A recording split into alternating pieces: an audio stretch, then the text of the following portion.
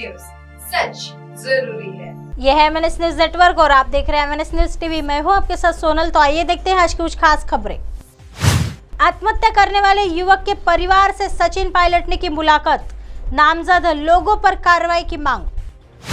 राजस्थान के पूर्व deputy CM Sachin Pilot गुरुवार को 17 अप्रैल की सुबह आत्महत्या करने वाले राम प्रसाद मीना के घर पहुंचे और FIR में नामजद लोगों के खिलाफ कार्रवाई की मांग की। राज्य के मंत्री महेश जोशी, मुंजीटांग देवा अवस्थी, लालचंद देवनानी, गिरधारी जी मंदिर के देवेंद्र शर्मा, ललित शर्मा और अन्य के खिलाफ आत्महत्या के लिए उकसाने के मामले में प्राथमिकी दर्ज की गई है, क्योंकि राम प्रसाद ने अपने आखिरी वीडियो में इन लोगों को अपनी मौत के लिए जिम्मेदार ठहराया था। पिछले 4 दिनों से राम प्रसाद का शव उस कमरे में पड़ा हुआ है जहां उसने आत्महत्या की थी। शाम करीब 5 बजे पायलट मीना के घर पहुंचे और परिजनों से मिले।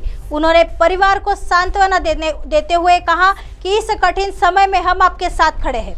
पायलट ने कहा, गरीब परिवार को न्याय मिलना चाहिए। उन्होंने मुझे अपने साथ हुए अन्याय के बारे में बताया। उनकी बातें सुनकर मुझे लगता है कि बहुत अन्याय हुआ है। उन लोगों के खिलाफ भी कार्रवाई की जानी चाहिए जिनका वीडियो में अन्य जगहों पर आत्महत्या के लिए उकसाने का उल्लेख किया गया है। पुलिस पर किसी भी तरह का दबाव नहीं होना चाहिए, निष्पक्षता से काम करें।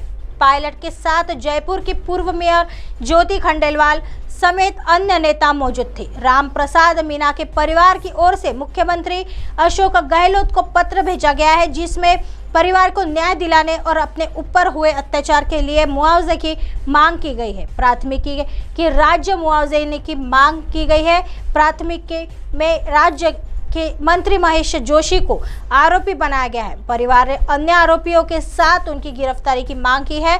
उन्होंने पीड़ित परिवार के एक सदस्य को सरकारी नौकरी देने और पीड़ित परिवार के घर के पास स्थित अवैध निर्माण शेरेटन होटल को 24 घंटे के भीतर गिराने की भी मांग की है। परिजन शाम को पोस्टमार्टम कराने पर राजी हो गए। पिछले 4 दिनों से राम प्रसाद मीना का शव सुसाइड स्थल पर फ्रिज में रखा हुआ था। आइए बढ़ते हैं अगली खबर की तरफ। एक बार फिर बीजेपी के दर पर उपेंद्र कुशवाहा, अमित शाह से हुई मुलाकात, जल्द NDA में शामिल होने की चर्चा।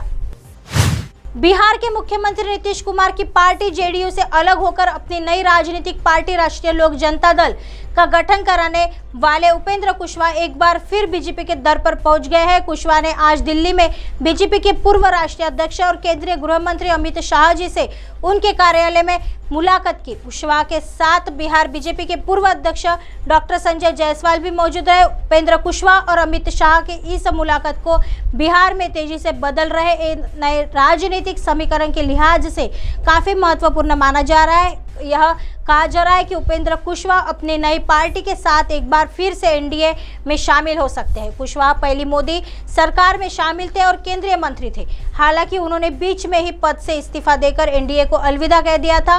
उपेंद्र कुशवाहा ने बिहार विधानसभा चुनाव के बाद अपनी पर्ची रालोसपा का JDU में विलय कर दिया था और नीतीश कुमार के नेतृत्व पर भरोसा जताया था। लेकिन पार्टी में रहने के दौरान भी उन्होंने नीतीश लालू गठबंधन के खिलाफ मोर्चा खोल रखा था। वे JDU में होने के बावजूद लगातार नीतीश कुमार पर भी हमलावर थे, लेकिन पार्टी के अंदर बहुत ज़्यादा समर्थन नहीं मिलने की वजह से उन्हें JDU को छोड़ना पड़ा।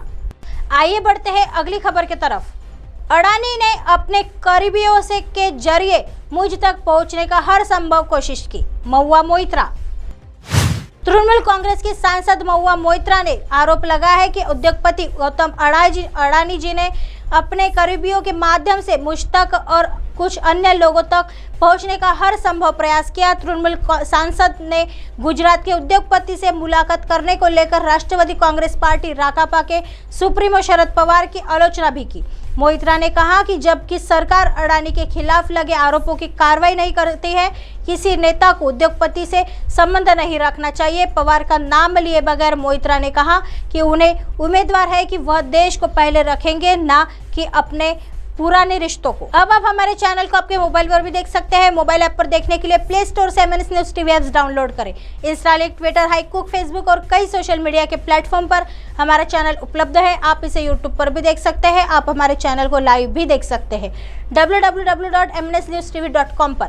फिलहाल वक्त हो चला है दर्शकों ब्रेक का। ब्रेक से लौटने के बाद देखिएगा देश और दुनिया की तमाम खबरें। बने रहिए MNS न्यूज पर। नमस्कार।